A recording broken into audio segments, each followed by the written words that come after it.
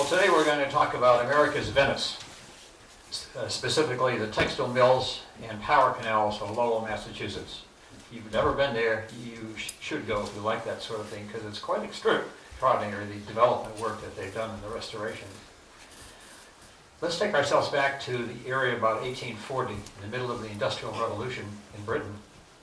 Britain had done a great job in developing and manufacturing textile machinery to such an extent that they had a lot on the world manufacturing of textiles, which was fine. It brought them a lot of export income coming in from the colonies, such as the United States and other places, and other trading partners in Europe. But for the United States, it was a problem because the fact that where all of the textiles in the United States had to be imported from Britain, Britain had put an embargo on the exportation of any of its equipment or its designs of its equipment. So here it was a cottage industry in the United States, and there were many families had their own looms that handled their own equipment for their own needs as well as those of the neighborhood, but it wasn't a manufacturing process at all. So there was a group of industrialists in Boston, Massachusetts, who decided it would be great to have their own manufacturing here, a vertical manufacturing place where everything was done. From raw materials in, manufacturing equipment, designing and manufacturing equipment, and producing the final product. So what one of them did, his name was Francis Lowell, he went over to England, got a tour of one of their facilities, of the textile manufacturing facilities, memorized the equipment, came back, hired some people to design, take his designs, his memorized designs, turn them into equipment. They decided what they would do is go up into what then was rural Massachusetts, a place on the Merrimack River called North Chelmsford, which later became called Lowell in his honor, and devise this whole city.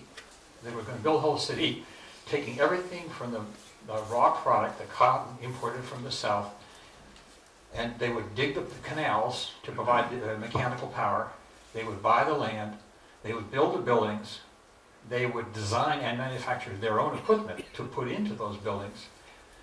They would recruit and hire people, mainly girls, and we'll talk about that later, rural girls in the area, to run the equipment, and then they would cut deals with various other people, other industrialists to bring in, to come in and build their own buildings. But it was a whole operation. That's what we're going to be talking about today. Now there was a problem, there was a social problem in Lowell. Lowell's success depended on slave labor, yet they didn't use slave labor themselves, but if it weren't for the source of their cotton from slave plantations, they would not have had the success that they did. Textile machinery, they had spinners and power looms, and as you can, there were just hundreds of yards worth of machines per floor, and typically these mills had 5 or 6 floors height, so there was a lot of equipment there, a lot of vibration, a lot of noise, a lot of lint flowing through the air. It was very dangerous and very noisy there, as you can imagine. You can see this today if you go there with the straps, the belt power, and it's to imagine being in that environment, and let's tell you heard it, you wouldn't know, to be 12 to 16 hours a day working with that noise is overpowering. And a lot of the girls who worked there had lung problems, eye problems, ear problems. It was a very difficult environment. Here's how it worked. This was a scheme in 1853. This is maybe 10 years or so, 10 or 15 years after they started. At 4:30 in the morning, the first bell. The bell came from the mill itself, on that tower I showed you before. Bell would ring off, and that was the first bell. 4:30 in the morning, time to get up. You had to be at work half an hour later. No breakfast then. At 7 in the morning, you had a break for breakfast. You had to go home, which was only a couple of blocks away to your boarding house, in order to have your breakfast. You then came back, they gave you half an hour for breakfast, you then came back, and you worked until noon. You had 45 whole minutes for lunch. And again, you had to go back to the boarding house for that.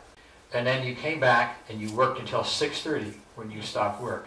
4:30 in the morning, or say 5:30 in the morning, 5 in the morning until 6:30 at night was your work day, with a short time off for food.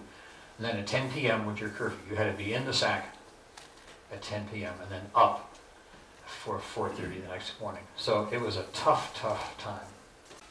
So I would try to summarize what you've seen today. Two lessons to be learned from this. One of which I think is one person can change society. You know, it doesn't take necessarily monster efforts, but if you get yourself and some other people with a big idea, you can change society. And Lowell did that, exactly that. And he had a good idea, and it had some flaws to it for sure, some social flaws, but at least he brought an interesting industry to the country. And secondly, save your history before it's too late. And this is one of the things I think that in this country that we're doing well, that we didn't 30 years ago, we didn't do well, which is try to save what you've got, repurpose it, change it. You instead of just tearing it down and bulldozing it and figuring out what to do later, save the old buildings, save the old structures, and then at your leisure figure out what to do with it. And there was one guy in Lowell, his name was Songus, who was one of the big guys in getting the National Park Service to come in and save the day for the city. And it did provide, not only is it a great place to go for other Americans to come as a tourist attraction, but it provides jobs for the city, for the people there. So it was a good thing to have done.